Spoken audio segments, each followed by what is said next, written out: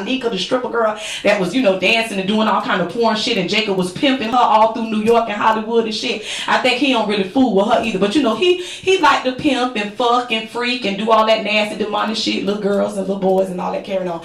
And Chris Brown slung the tea because he mad because Jacob York is managing Cartouche. Why would Cartouche let Jacob manage her anyway? Wow. I'd rather for her to have left Puffy manage her than Jacob. Oh yeah, and I was crazy. like, well, what is Jacob gonna do with her career? Because nobody that he's ever managed has amounted to anything. Not Lil' Kim, not nobody. He's managing whores. He's managing strippers. The Shanika girl that be digging all in her pussy and stripping all in the.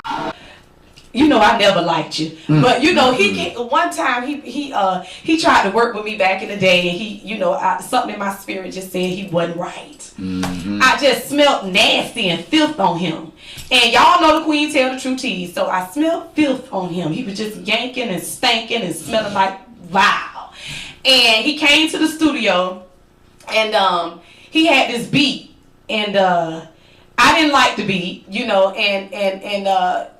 got a little upset with me because I didn't like this beat that he had. But the truth was, he thought he was going to come in and do that demonic ass shit with the queen. But the queen was not one of them.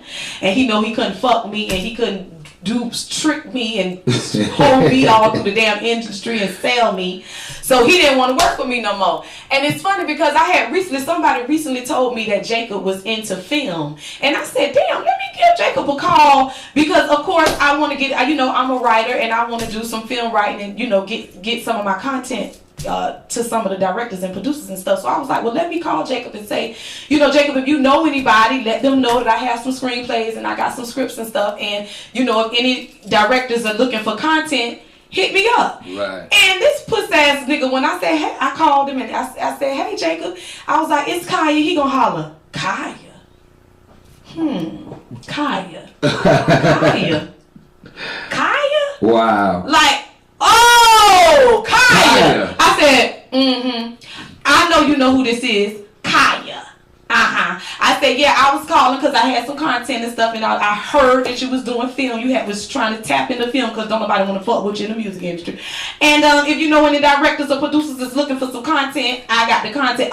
Click before that bitch could say anything else. Click, puss ass nigga. You know it ain't number one fucking Khia in this goddamn industry, bitch. Just like it ain't but one Dr. York that's doing life in prison, bitch. Okay, so while you around here want to motherfucking act like Khia, bitch, everybody know when they say Dr. York that's your dad. Right. So who legacy look better? Mine's or yours, bitch, while you right here motherfucking tricking strippers and shit. Well, and got little ass girls fucking and sucking dick and got cooch all in the closet looking at your fucking hoes, and you wanna talk about Khia. Wow. He one of them type of niggas that like niggas to watch him fuck other hoes. But I feel like them faggot ass niggas, any nigga that wants you to look at their dick. Yeah. So I was like, true tea. Y'all know I don't slang nothing but the true tea, and this is just the true tea. But I'm just slanging the tea that Chris Brown slung because Chris Brown got online and said everything that I just said. Wow. How you fucking with a pedophile? Your manager fuck little girls. Your manager fuck little. I said, well, damn, Chris Brown, cartouche pussy got you going in on Jacob York like that. I'm talking about for real. So Jacob, I don't want no shit out of you, bitch. If you want to check a hoe, check Chris Brown. Pee Wee, give us a song, because that's the true motherfucking tea for Tuesday. True Tea Tuesday. Look this shit up. I couldn't make it up. Y'all know I don't make shit up. I just serve the tea hot. And if you want it cold, I'll get you a cup of ice, because I don't give a fuck about you. Hey. We live and out loud, turn up Tuesdays. Pee Wee, that was a lot, wasn't it? That was a lot. I like that. I know you did, goddamn it. That was a real Turn up Tuesday. We got to come back. I got some more tea. More tea? Okay, so in answer to your question, why do I think the court was closed, is because they had to hide the case. First, they wanted the public to know about the case. They put all this information in the public, all in newspapers, all these hundreds of witnesses, all these people are coming, they say coming forth. But when it came right down to it, they didn't have nothing but a small pool of people that we had proven had all set a plot up in South Beach, Florida, bounced up into Atlanta, into a house where he was at, and hanging out, and they plotted. They saw we had it. They knew they couldn't sustain the case. And what they didn't do, by the way, also the prosecution, as they call themselves, which is Maxwell Woods and Don Baskins, right? What they did is they called witnesses, but they called about 4 witnesses, right? We called all the rest of their so-called witnesses in the indictment. We put them on the stand. The so-called victims in the indictment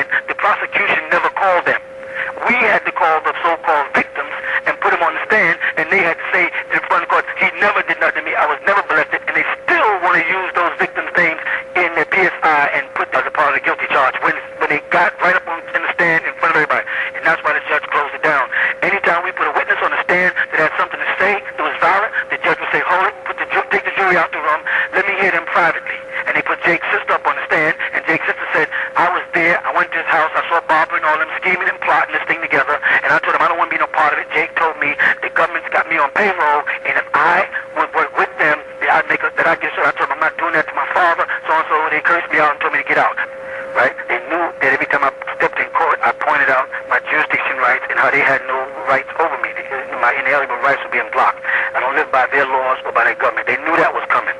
And so what they did is whatever lawyer they threw at me, and they were giving me lawyers that I didn't hire on, like the Garland firm, right, who's there, placed there, sole purposely to draw rich black money so that they can give them pleas and mess their careers up. Right? I didn't hire those people. I didn't sign any contracts with those people. I didn't even make any verbal agreements with those people. My lawyer was Leroy Johnson, first black senator in Georgia. They pushed him out the way and they jumped on it so they can sabotage this case. The purpose of this case is to establish certain precedents in the state of Georgia. One is this is the first time the feds ever got involved in what they call a sex case. You follow? Yeah. Second, this is the first time Middle District Georgia got involved with a RICO case. So they were trying to set a precedence with this organization, as they call us the Nawapians, and avoid now the Yamasee Native American tribal name, so that they can keep it as a religious organization. And this is why the case was all in court based around religious and religious belief and who I say I am and who they believe I to be, so that they can eventually, after this case, set a precedent to go after all of the black ministers in Georgia, like Creflo and all the other prominent black ministers, so they can come after them. Somebody can come out the framework 10 years, 15 years and say he did something to them, he felt them, or he did this thing, get 3 or 4 people to collaborate that was on salary by the government, by the way, because we found out the witnesses were on salary, receiving favorable concessions, which came out in the court. Right? I know I didn't answer your question yet, but I want to get this on point. Okay. Right? Receiving favorable concessions, like Jake York was paid by them. We know that to be a fact. And he was sent out to scare other people, to tell other people, we got information on you, and if you don't say this, and you're going to take your kids away, we're going to lock you up, etc., etc., etc. Questions. But now that that's on point, right? Why did they close the court? The judge had to close the court because they knew they didn't have the witnesses. They had boasted from day one that they had all these children that had been molested. And they said they're going to put them up there and they can't wait. And I remember when I was in Atlanta, when Mr. Bright came on with his new indictment, the first thing he said in the newspaper, in Atlanta Constitution Journal, and News Today, he said, I want to put every child up there because I want every part of this case heard. That was his whole new thing when he came out with all this new indictment. As time went on, they realized that as they called people and interviewed people, that most of the people that they had as victims were saying nothing never happened. Right. And that they isolated down to a handful of people who had corrupt records for their money and put it in this kind of money orders and break it down like this, and everything will go away. We got a bunch of letters from her son admitting to me that he's very sorry, that his mother and them put him up to do this for a lot, for money, and told him how now that they're out of the community they can't survive and they don't know how to do anything, and they need to go, and the community should be paying them, and so they just get money out of the community. So then it was easy for Jake to solicit them and get them in. Then the same thing with the sister was having mental problems all the time, so they tied her in it. So now they got a package of people that he then convinced that this is how we're going to work this. They all lived in the house together. They rehearsed their stories, and they started soliciting other people who was what they call dissidents or disgruntled members who were put out for various reasons. Before this, they planned on having an open court, make a big scene out of it. The judge was smart, so what he said was, I'm going to move this down to a town called Brunswick.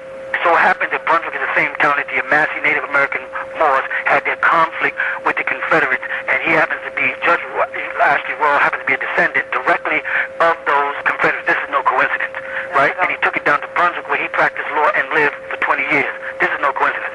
He chose the jury himself. I sat there. Every time we would say somebody, he would say no, and then pick somebody else. He had already had these people picked. The people outside in the courtroom, because when you have a jury pick, you're sitting in a separate room. Outside in the courtroom, the people were gathered, over 200 people, waiting to be selected. As they were coming in, he would ask them, this is Ashley Royal, right? And we have the minutes of this here. Did you hear about the case? They would say yes. The whole purpose of pulling the jury is because they're not supposed to hear about the case, so they're not biased or prejudiced. They would say yes. Where did you hear about the case? I heard about the case from the Savannah newspaper. I heard about the case from the Brunswick newspaper. I heard about the case on the radio this morning. And did you hear about a guilty plea? Yes, I heard that the man pleaded guilty, so he must be guilty. He still put those people on the jury panel. After they came in and said they were discussing it outside, inside the court before they came in. And this, out of the 40 or 50 people that he did bring in, everyone said not one person said they never heard nothing about the case, or never heard nothing about the Nuwapians, or never heard nothing about Malachi, New York, or what they call. Every single one of them admitted to having heard something about this case. He still put them on the jury panel, and then he shuffled the jury panel in a way where it looked like there were some blacks up there, which would make it somewhere near a jury of my peers. But by the time it came down, those were what they call the sit-ins, and they were pulled off. And the one black woman who was left up there is the one woman who said this case is a farce, and I know it's going to get overturned, and I don't want to be a part of it. So she resulted in a hung jury. But what he did is he made all the juries anonymous so nobody could find them. So he could pick them and get rid of them so nobody can trace this out. So he set it up like that. So they moved it down there, but he used the excuse that he'd been monitoring the Nuwapians for years as a judge in